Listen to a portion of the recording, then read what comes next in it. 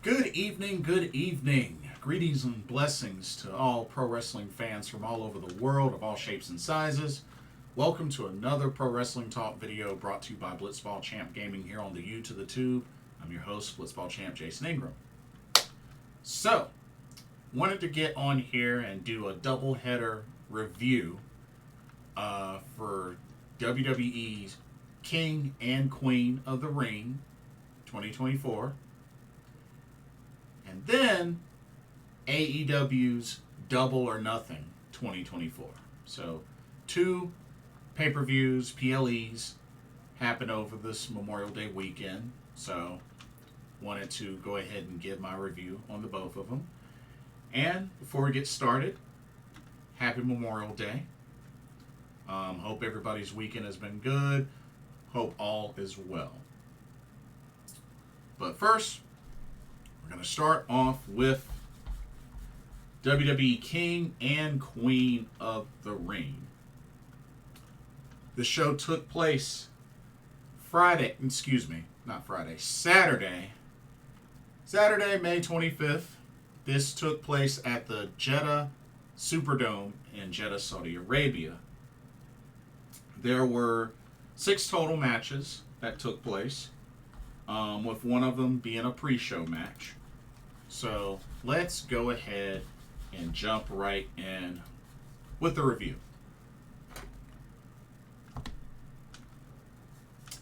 Okay, starting off the pre-show, the countdown to the King and Queen of the Ring. We had the WWE Women's Tag Team Championships on the line. As the champions, the team of Bianca Belair and Jade Cargill defended against the team of Candice LeRae and Indi Hartwell. I did think it was kind of weird that Bianca and Jade didn't come out together. I mean, I don't know if that's something that they're going to eventually have them do. You know, maybe have like a special entrance music for the team. But yeah, they came out separately for this, so thought it was kind of weird. But had on matching outfits, so at least, you know, they had that.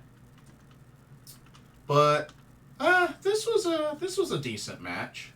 I felt like it went a good length for a pre-show match. But yeah, it was a pretty decent match overall. Bianca Belair gets the pin on Candice LeRae after a DDT wheelbarrow suplex combo between Bianca and Jade. It was a nice little double team finish. But yeah, Bianca got the pin. 1, 2, 3. Bianca and Jade, still your WWE Women's Tag Team Champions. Not surprised there. I figured they were going to win. And I believe that was their first successful defense. Their first defense.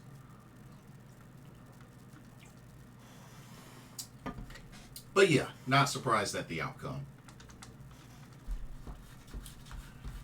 Alrighty. Next up, we kick off the main card with the ladies as well. We had the Women's World Championship on the line as the champion, Becky Lynch, defended against Liv Morgan. A decent back and forth match between the two ladies. Dominic Mysterio ended up showing up ringside and, you know, definitely there to distract and intervene, which was definitely what happened, because his whole objective was to prevent Liv Morgan from winning. But it did not go according to plan. And honestly, Becky Lynch didn't want to have anything to do with Dom Mysterio or with him trying to help. But the match came to a point where Dom tried to slide a chair in for Becky to use. She wasn't having that. And Dom got on the ring apron to provide a distraction. But Liv Morgan took advantage with the referee distracted, ended up hitting a DDT of Becky Lynch onto the chair. And not only that, she finishes her off with an Oblivion, which is her finisher, and then pins her for the 1, 2, 3. And there you have it, ladies and gentlemen. Liv Morgan delivered on her promise, delivered on her vow, and she is now the new Women's World Champion. She did it, y'all. She has dethroned Becky Lynch. Now, two things I was thinking about here. Number one, I'm sure Rhea Ripley's going to be rather pissed to know that the title's in the hands of Liv Morgan. And secondly, there's been speculation on could this be the signal that perhaps Becky Lynch isn't re-signing with the WWE and just letting her contract expire and she could go elsewhere. I don't think that's the case. I really don't think that's the case. But I've heard a rumor, with them getting the title off of her, that could happen. But no, I don't think it's gonna happen. I think she's definitely gonna re-sign, especially with Seth Rollins already re-signing and staying here, and that's her husband. So I think Becky will re-sign. It just might take a bit. But anyway, Liv Morgan, your new Women's World Champion. Alrighty. Next up, we got a triple threat for the WWE Intercontinental Championship. We had the champion, Sami Zayn, defending against Chad Gable and Bronson Reed. Of course, the crowd was very greatly behind Sami Zayn throughout the whole match. This was a pretty good match. I felt like it was definitely one of the good matches on this card, which there wasn't a lot of good ones, but this was definitely one of the good ones. I thought was very entertaining. I felt like all three wrestlers did a great job. A lot of involvement from all three.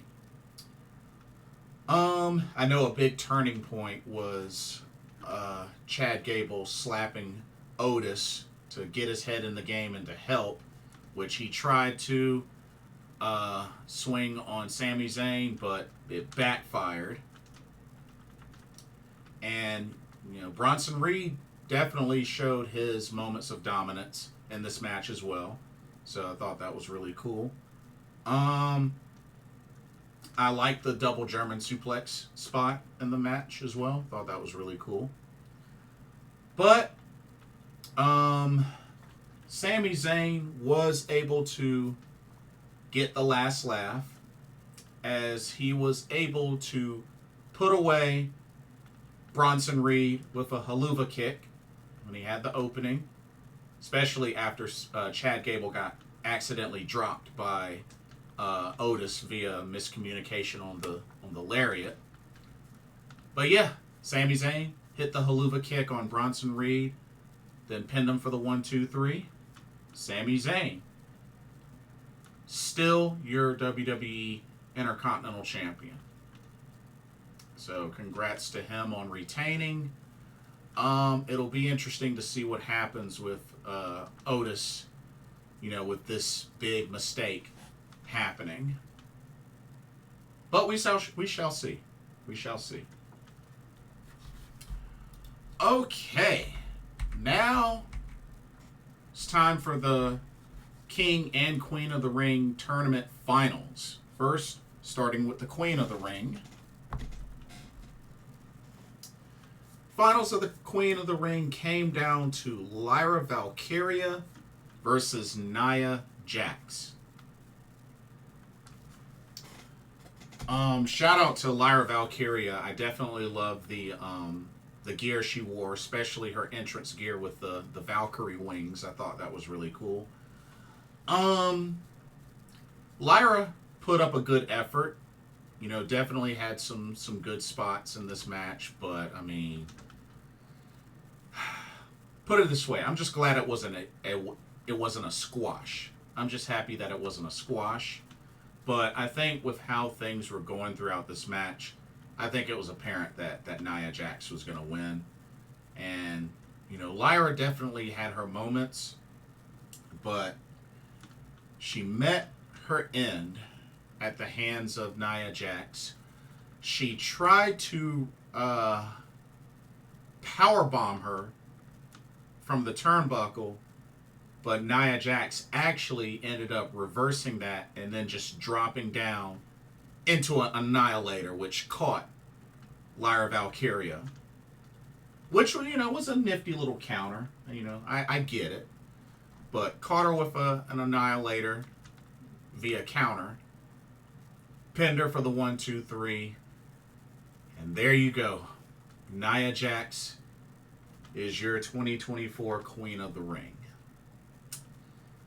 Which means she will get a title shot at SummerSlam. Which, being that she's SmackDown, it is going to be against Bayley, if Bayley is still champion by that time. But yeah, not a fan of the outcome, but like I said, I love Lyra Valkyria, but I honestly didn't see her winning this tournament, especially just coming to the main roster. I just didn't see her winning this tournament. I hate to say it, but yeah, Nia Jax, Queen of the Ring. Not a fan of it, but it is what it is.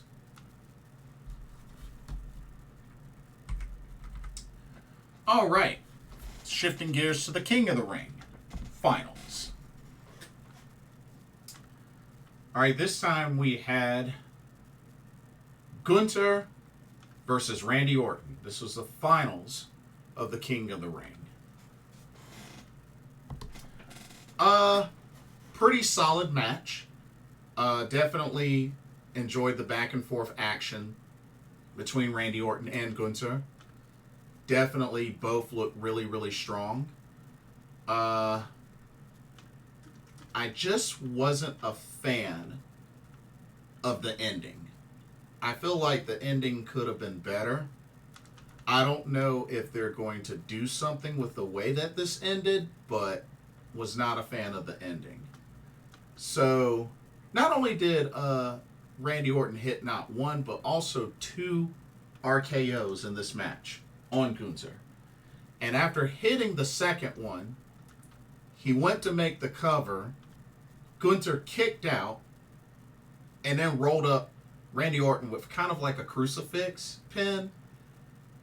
But what was weird, Randy Orton's left shoulder wasn't down. Only his right shoulder was.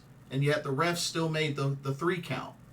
And Gunther picked up the victory. But if you look back at it, Randy Orton's left shoulder was not down on that pin.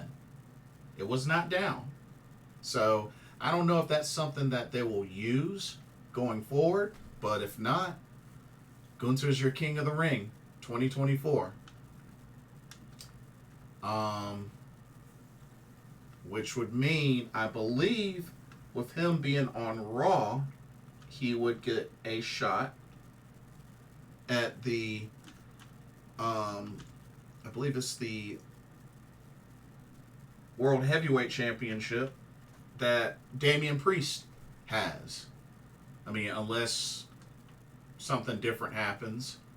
We know that Damian Priest has to defend the title against Drew McIntyre at Clash of the Castle, but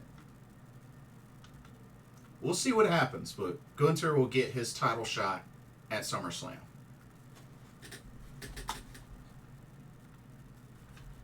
All right. And then the main event of King and Queen of the Ring.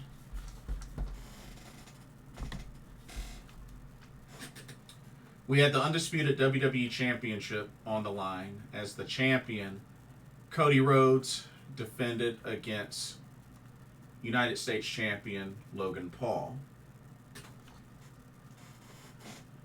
While I'm not a fan of Logan Paul, match was pretty intense. Kudos to him on the frog splash through the announce table spot. You know, that was a really cool spot. We know Logan Paul with the attempts at using the brass knuckles throughout this match. Shout out to Cody also on busting out the vertebraker. Something we haven't seen him use in a while. So thought that was really cool seeing him bust out the vertebraker. The main turning point was Logan was about to use the brass knucks, but that Saudi Arabian comedian or entertainer, I don't even remember what his name is, pretty much got involved to stop that.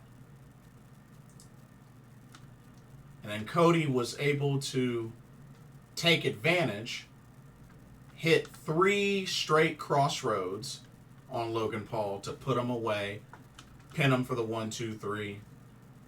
Cody Rhodes, still your undisputed WWE champion. You know, which was the right call, of course. But this PLE was okay. Like I said, I think the match that I enjoyed the most was the Intercontinental Championship Triple Threat. That I enjoyed that match the most. But this was an okay PLE. This was an okay PLE. I won't say it was very spectacular, but it was okay. It was okay. Anyway, before we move on to AEW Double or Nothing, here's a quick word on the sponsor, Game Beauty. Check them out. As you continue to enjoy content here at Blitzball Champ Gaming, be sure you take a moment to check out Game Beauty. Beauty inspired by gaming. Game Beauty brings to you video game related makeup and cosmetic products. You have products such as eyeshadow palettes, elemental pearl highlighters, eyeshadow brushes, liquid eyeliner pens by Akideris, and even non-makeup products like graphic tees. They even have special collaboration makeup kits, such as this Persona 5 Heat Wave Brush Single, Metaverse Bundle, and even a Phantom Thieves limited edition makeup collection.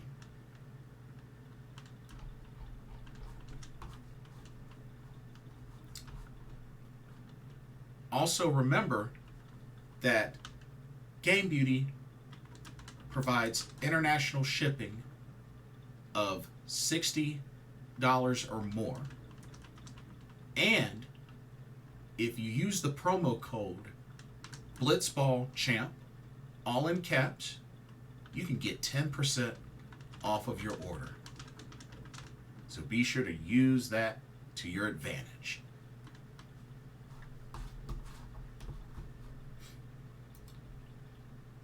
Now, back to your regularly scheduled video. Enjoy, and thank you.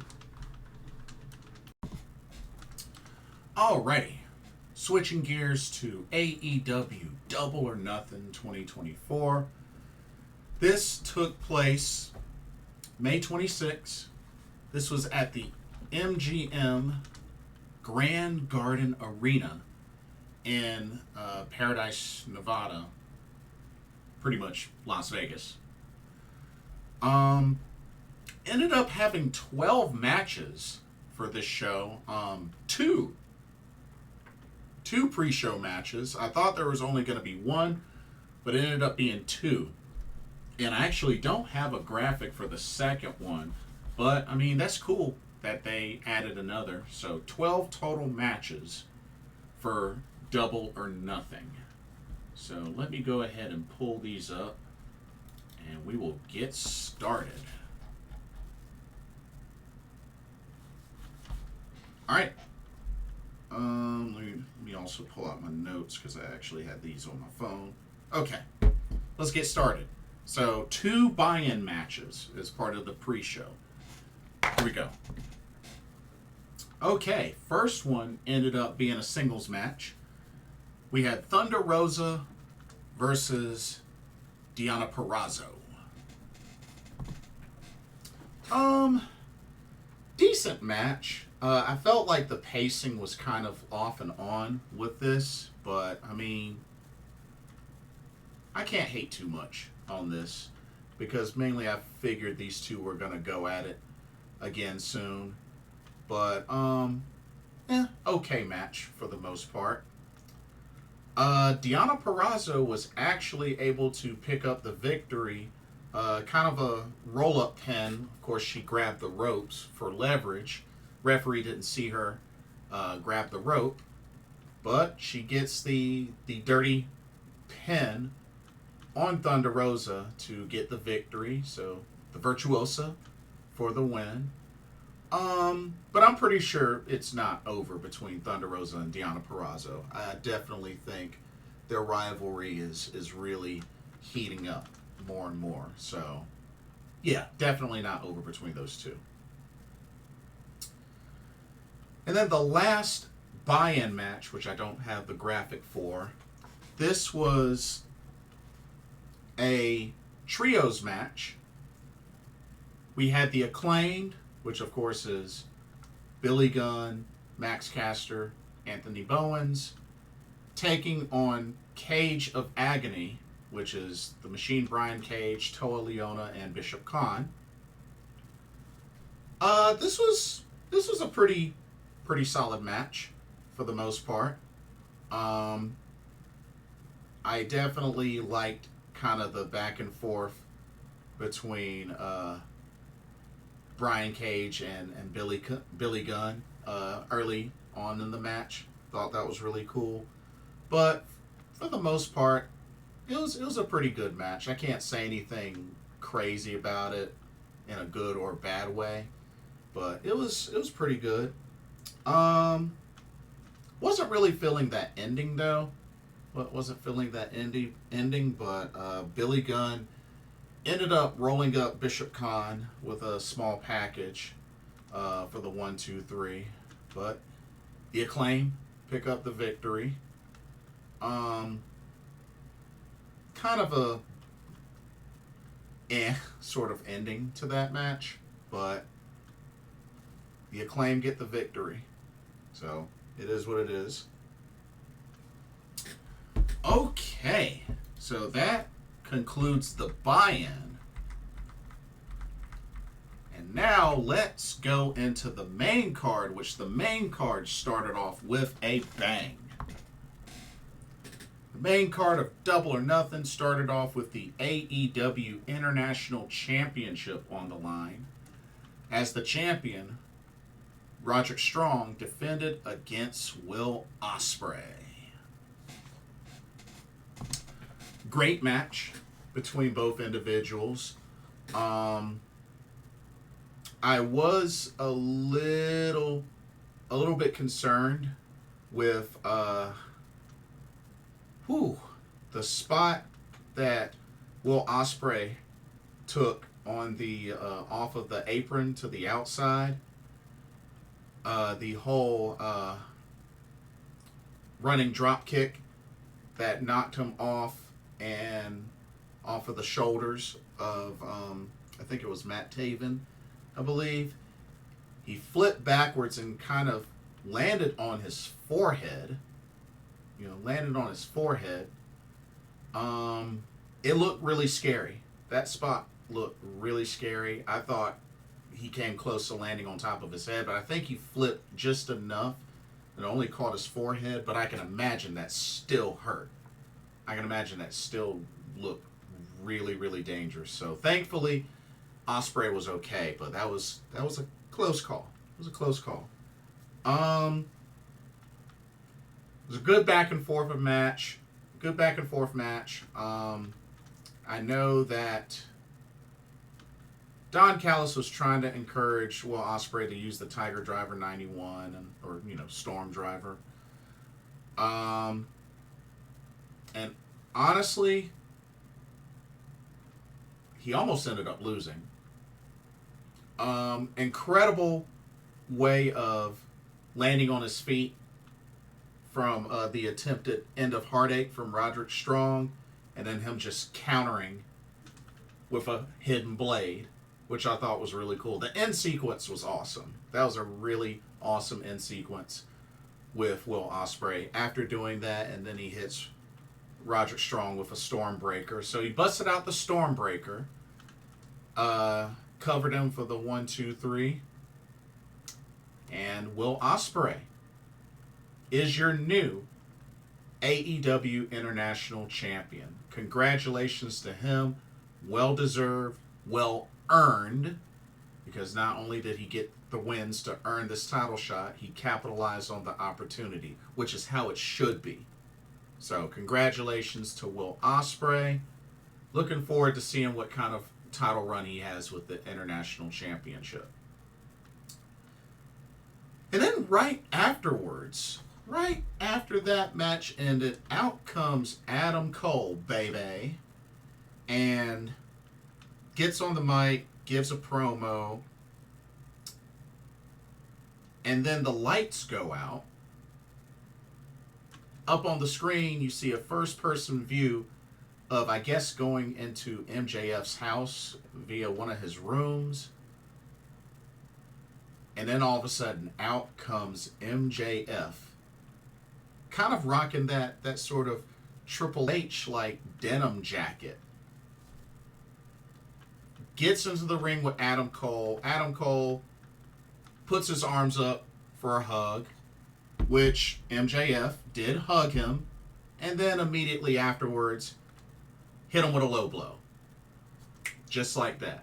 Hit Adam Cole with a low blow and just pretty much took him out.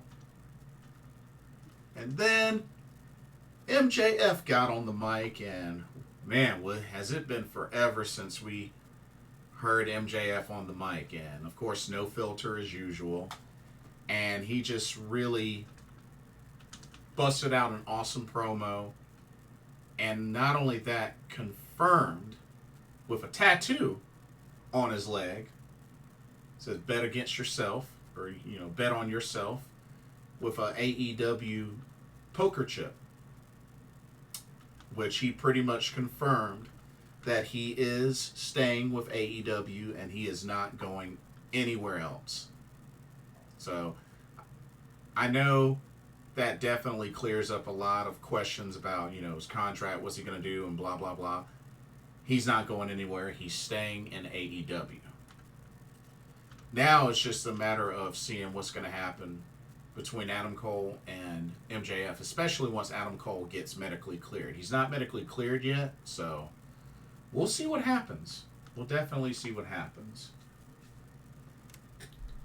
But good to see that MJF is back. So a big comeback for him. All right, let's move on to our next match. Also very intense. We had the Unified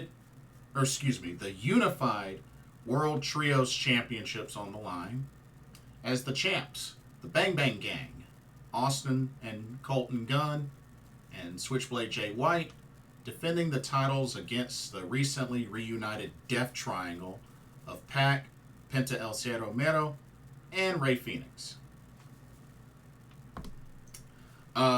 Incredible match from both of these teams. Definitely enjoyed the action, especially really good to see the Lucha Brothers and Death Triangle, or the Lucha Brothers and Pac as part of Death Triangle. Just great chemistry.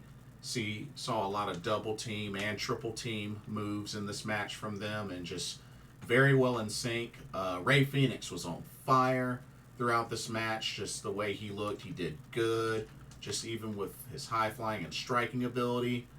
And it was just really good to see Death Triangle back together. They did awesome.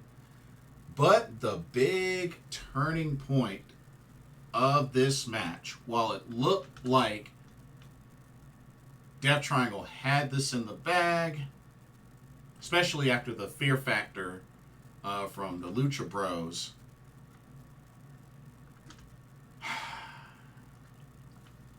in comes a returning rock hard Juice Robinson, who interferes, causes the distraction,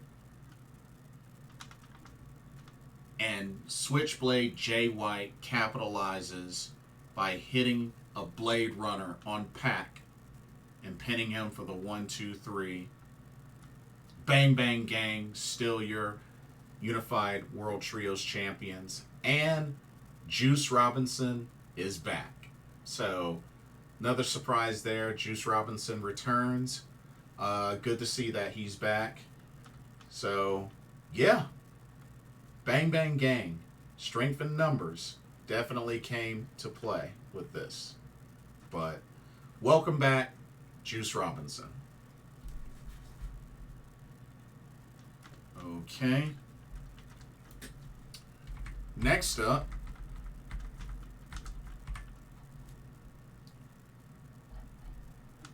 all right. Next up, we had the AEW Women's World Championship on the line. As the champion, Timeless Toni Storm defended against the Professor, Serena Deeb. This was a pretty solid match. Definitely between both of these ladies. I know Serena Deeb, had the numbers against her, and I have to say, Serena Deeb looked really strong in this match, and she came really, really close. I mean, especially hitting 2 detoxes on Toni Storm, with one being on the apron, and that still wasn't enough. It was shocking. Really, really shocking. She really went to town on Toni Storm's leg, which definitely came into play. Almost made her submit. And it looked like Luther was about to throw in the towel, but Mariah May pretty much prevented that from happening. But Serena Deeb made a really, really great effort. And I have to say, it took 3 Storm Zeros, including an Avalanche Storm Zero, to put away Serena Deeb. Yeah, it took 3. But yep, after she hit that third one, covered her for the 1-2-3. And once again, Timeless Toni Storm, another successful defense of the AEW Women's World Championship. And to be honest, I figured this was going to happen because, like I said, I do expect that she's going to defend against Mina Shirakawa next at Forbidden Door. That's what I'm thinking is going to happen. So, not surprised that this outcome went down. But, solid match. Definitely a solid match.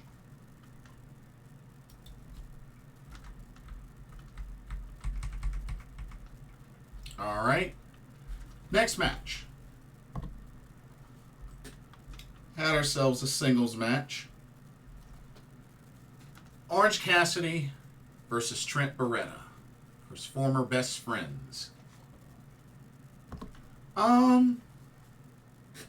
This match pretty much went how I figured it was gonna go. Definitely went back and forth. And I don't know, could have had a better finish. Really could have had a better finish. But, it was a pretty decent back and forth match between these two. Orange Cassidy got the pin, almost kind of like a jackknife pin for the 1-2-3 on Trent Beretta. So Orange Cassidy wins. Trent Beretta just looked really stunned after the match. I mean, didn't say a word or anything like that. And he ended up leaving not up the ramp, but through the crowd. And Rocky Romero, of course, you know, Rocky Romero, longtime friend of Trent Beretta, of course, together as a tag team, they were known as Roppongi Vice. Romero went up to him and, you know, was like, dude, what's the deal? What's up? And Trent Beretta says, I'm out of here. I'm done. I'm done. I'm out of here. So, I don't know what that means for Trent Beretta, but yeah, I guess we'll just have to see. But Orange Cassidy walks away with the victory in that singles match. All right. Let's go to the next one.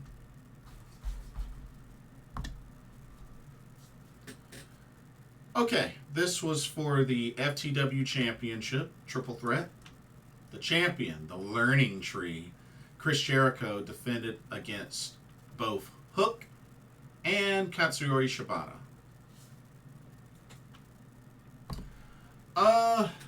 This was quite an interesting match. And of course, FTW rules, anything goes, stuff like that. Saw quite a bit happen in this match. We saw kendo sticks. We saw chairs. We even saw a bag full of dice used in this match, and folks getting slammed and dropped on a pile of dice. I thought that was very innovative. But I mean, hey, it's Double or Nothing. They're in Vegas, so it makes sense. They're going along with the theme. We know Big Bill ended up getting involved in this match, of course, on Jericho's behalf. But the really weird one was the bounty hunter, Brian Keith, getting involved. And he had a mask on, but, you know, he got involved and supposedly, seemingly, helped out Jericho in a sense. Like, it was weird. It was really, really weird. But Shibata was down on the mat with the trash can over him when all that went down. And then all Jericho did afterwards was hit Hook with the Judas effect and then made the cover on Shibata while he was still down for the 1, 2, 3. Chris Jericho's still your FTW champion. But thought that was a very weird ending with Brian Keith. Like, I don't know if, he's now on the side of, Jericho. But I don't know. We'll see. I just thought it was weird that he came out in a mask. Thought that was really weird. But it's whatever.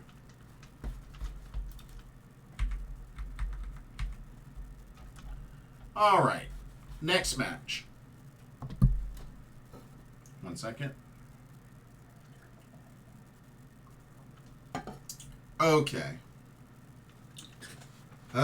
We had the IWGP World Heavyweight Championship Eliminator match. Jon Moxley versus Konosuke Takeshita. Now,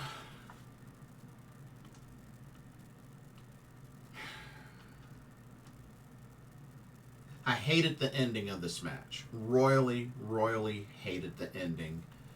And don't get me wrong, I understand that Mox is the champ. I understand that.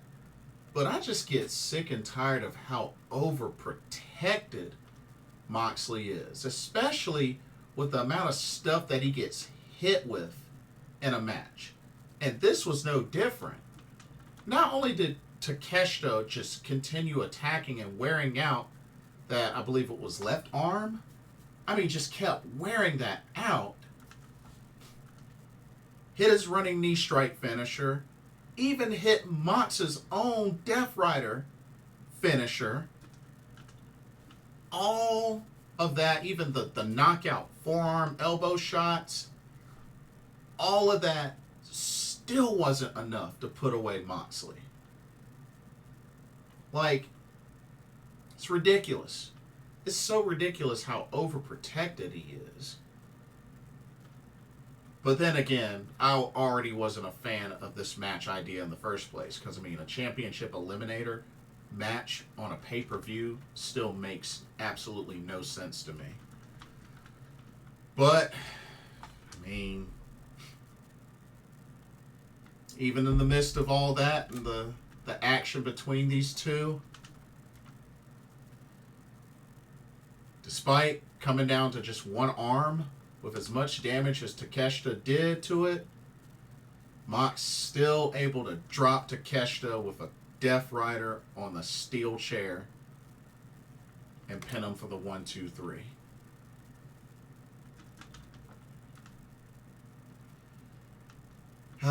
So overprotected, and it just sucks that Takeshita has to suffer in the midst of this. But like I said, I didn't think he was going to win. Being that this was an eliminator match on a pay-per-view, I'd still, and it's Mox, I didn't think he was going to win. So not surprised that Mox won, but just he was super, super duper overprotected in that match.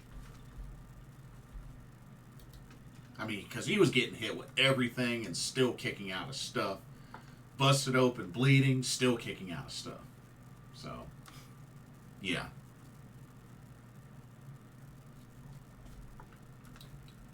Okay. Let's move on to the next match. And this match, very, very entertaining. So we had the barbed wire steel cage match for the TNT Championship. As the champion, Adam Copeland defended against Malachi Black. First off, I loved how they did Adam Copeland's entrance. He did the Brood entrance, you know, the fire floor and rising up from it. Thought that was really cool.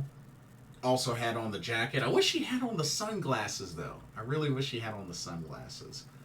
But this match was brutal, intense. A great showing between Malachi Black and Adam Copeland. And definitely both bled. Malachi, he bled pretty badly. But both busting out their finishers. I mean, spears, Black Mass, all that. This match was loaded with it. And then was able to get one of the cage doors busted open to where eventually the rest of House of Black showed up, you know, Brody King and Buddy Matthews. And while it looked for a moment like they were going to side with Adam Copeland, they swerved us and still attacked Adam Copeland. So that was a nice little tease. They did get me with that. They did get me with that. I'll give them credit on that. Started beating down Adam Copeland, got him back into the cage, and was really looking to finish him off. Then the lights went out, and just, you know, you had the red lighting still going. And then up from inside of the ring, just from up under, like a hole was made. And all of a sudden, Brody King, I think he got hit with mist or whatnot. I think they both got hit with blood/mist. But out from inside the ring, Gangrel appears. Original leader of the Brood. Gangrel appears and pretty much drops both Brody King and Buddy Matthews with impaler implant DDTs. Adam Copeland drops Malachi Black with a spear and then grabs some barbed wire and pretty much locks the barbed wire in on Malachi Black, who he put into a crossface with the barbed wire, and it was enough to make Malachi Black pass out. Therefore, referee called for the bell. Adam Copeland, still your TNT champion, and good to see him and Gangrel embrace. And he was hobbling a little bit, so Gangrel helped him out of the ring. But so great to see that reunion, the Brood reunion there, a little mini reunion. So congrats to Adam Copeland, and it was good seeing Gangrel again. All right, let's see here.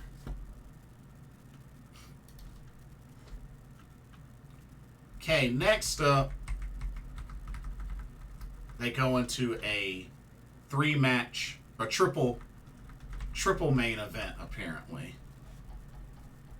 But here we go. We had the TBS Championship on the line as the champion, Willow Nightingale, defended against Mercedes Moné.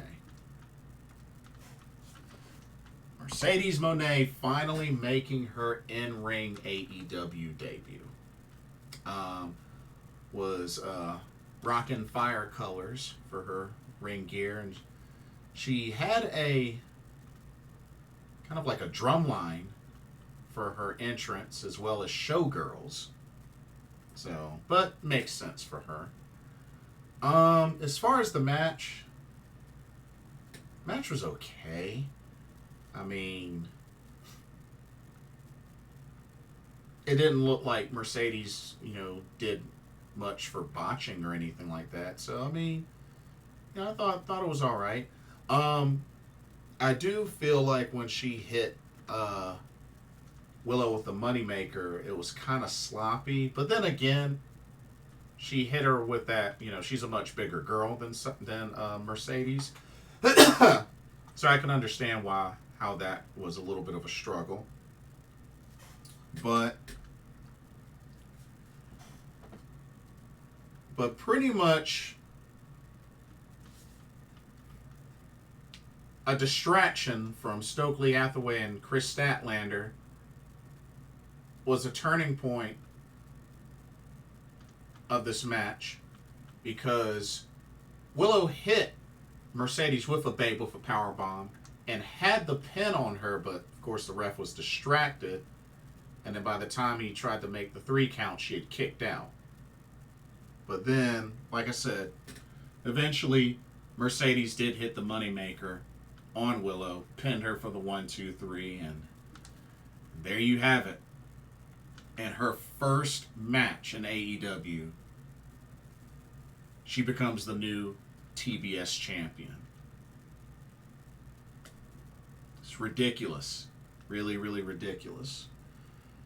And what makes matters worse, Chris Statlander turns on Willow.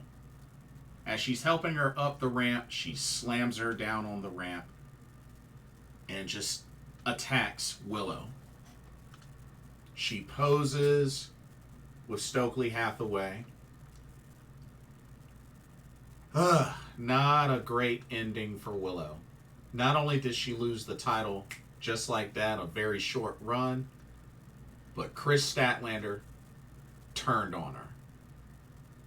So I'm pretty sure next thing for Willow is this rivalry with Chris Statlander. Chris Statlander is a heel now. So we'll see what happens with that, but just sad. Sad for Willow Nightingale, such a short TBS championship run. I mean, yeah, I know she got a chance to get a successful defense against Tam Nakano in Stardom, but still, very short reign. It was unfortunate. I just hope with Mercedes, she actually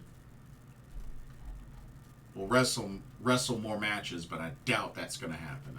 I highly, honestly doubt that's going to happen. Okay, next up, we had the AEW World Championship on the line. As the champion, Swerve Strickland defended against Christian Cage. Now, of course, Christian Cage had, the Patriarch with him.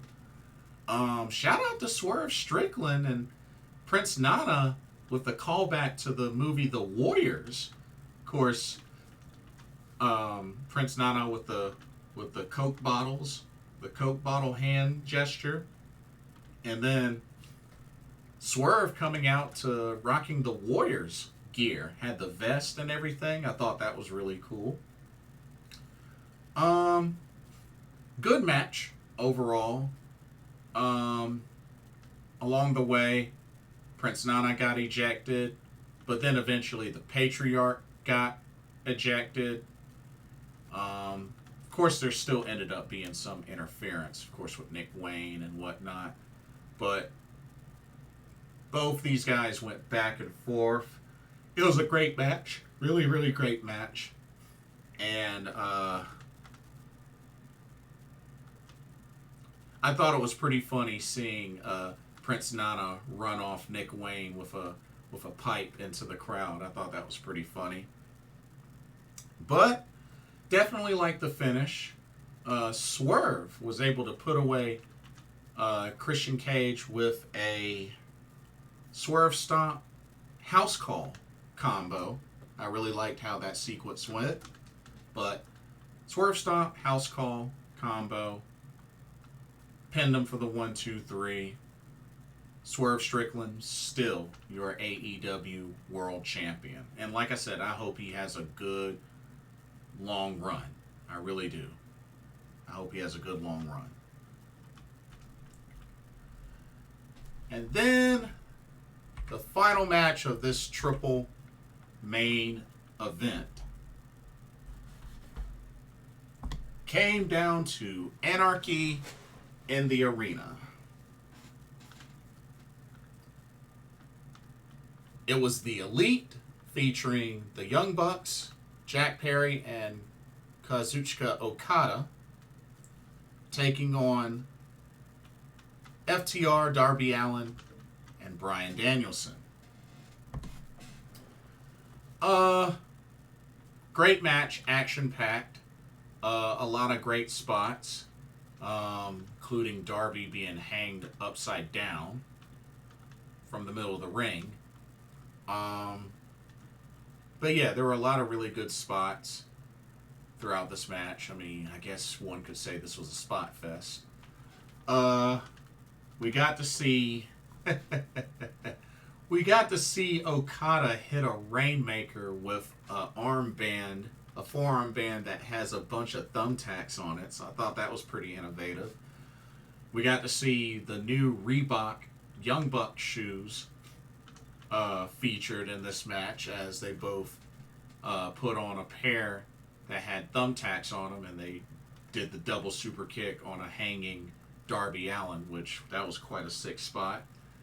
It got so crazy that we even saw somebody lit on fire. That's right. You heard right. Darby Allin brought out the flamethrower and set Jack Perry on fire with said flamethrower. And this was not too long after Jack Perry was getting ready to just destroy Tony Khan. He got a hold of Tony Khan, and he ended up getting away. But yeah, Darby Allin, flamethrower, sets Jack Perry on fire. Like, who would have thought that was going to happen? I hope Jack Perry got a nice little pay for that extra spot, because that's a pretty crazy spot. Overall, good match. Didn't exactly like the finish. The finish could have been better. I think the finish could have been a lot more impactful. But Jack Perry pinned Bryan Danielson after hitting like a running knee strike, and then just pinned him for the 1-2-3. That's it. Very anticlimactic finish. But the match itself was pretty good. It was definitely loaded, just with a lot of action inside the ring and outside of the ring, all in the arena. So, one other piece of news. So, the Owen Hart Foundation Cup will be starting back up, which I believe they said the tournament starts, I want to say June 10th, or was it July or something like that? It might have been July. Somebody correct me if I'm wrong. But they're doing the tournament for the men and for the women. The winners of both tournaments will earn world title shots. And they will get those title shots at All In at Wembley Stadium in London, England. So, really, really big opportunities there. And I'm just looking forward to see who this year's competitors will be in the Owen Hart Foundation Cup. So, next big tournament for AEW to look forward to. But overall, this was a pretty good show. Definitely better than WWE King and Queen of the Ring, that's for sure. But I definitely, it was a pretty decent show. Overall, pretty decent show. Anyway, that'll do it for this video. Also, I haven't forgotten about the King of DDT tournament. I do have to watch the finals, so once I get around to that, I'll cover that. But yeah. Don't forget to check out Game Beauty when you get a chance. And let me know y'all's thoughts on WWE King and Queen of the Ring, as well as AEW Double or Nothing. What'd you think of the matches? What'd you think of the outcomes? Let me know your thoughts. Don't forget to like, comment, subscribe, hit that notification bell while you're at it. Thank you so much for watching. Hope you enjoyed this video.